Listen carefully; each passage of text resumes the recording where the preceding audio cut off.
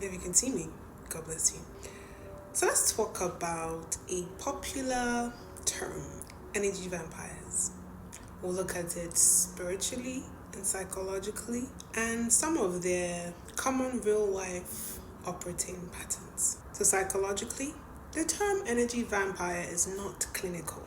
It can overlap with emotional dysregulation, narcissistic traits, attachment insecurity, chronic validation seeking behavior, emptiness within. And that emptiness within can stem from unresolved trauma, shame based identity or beliefs, emotional neglect in childhood, and a lack of identity formation. So there's a few things that can be the root cause of it psychologically. Spiritually, it's control. And control usually shows up as manipulation, dominating influence, and steering outcomes through pressure, not truth.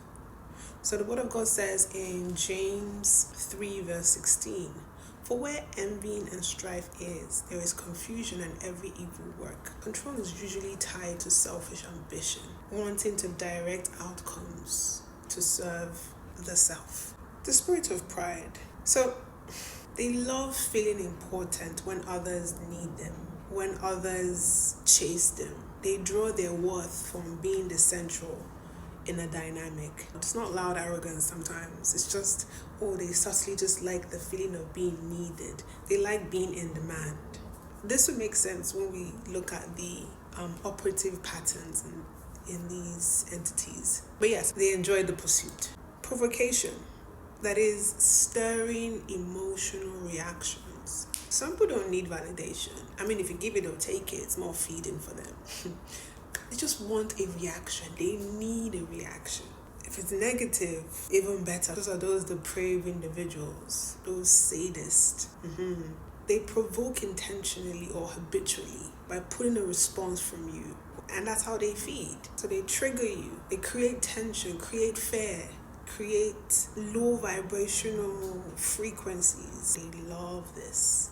To keep you emotionally engaged, to keep that fear, to keep that tension, to keep that terror. Insecurity.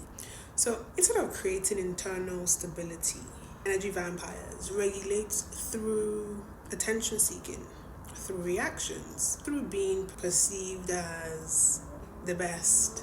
They fear losing approval. They need to be approved. They need to be admired. When you don't do that, it can get dangerous, especially if you gave it once and you put it away